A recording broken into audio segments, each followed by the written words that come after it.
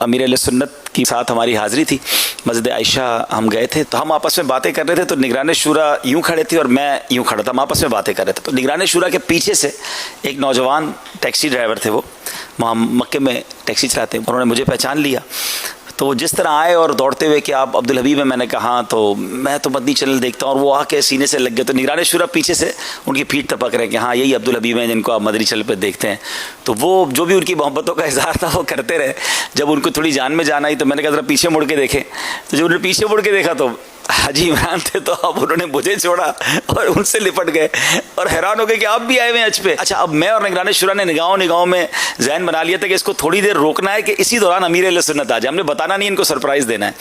تو ہم ان سے باتیں کرتے رہے اور ہماری نگاہیں بھی وضو خانے کی طرف تھی کہ ابھی امیر اہل سنت آتے ہیں، ابھی آتے ہیں۔ اب جب تھوڑی دیر بعد امیر اہل سنت آ گئے نا، تو ہم نے باتوں ان کو کہا کہ ذرا ادھر دیکھیں۔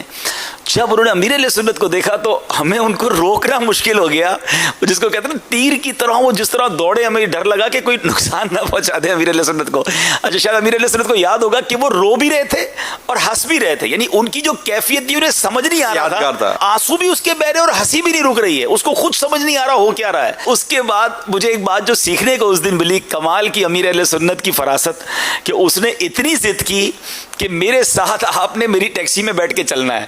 لیکن میں نے کہا یار ایک بندہ اتنی محبت سے کہہ رہا ہے بیٹھ جانا چاہیے، لیکن اس وقت مجھے سمجھ نہیں آیا کہ بڑی ترکیب سے اس کو سمجھا دیا کہ پھر بعد میں سمجھ آیا کہ جس کے ہوش و حواس ہی ٹھکانے پہ نہیں ہے، اگر ہم اس کی گاڑی میں بیٹھ گئے تو اس ڈرائیور نے ہمارا کرنا کیا ہے۔ میں نے پھر نمبر لے لیا ان کا،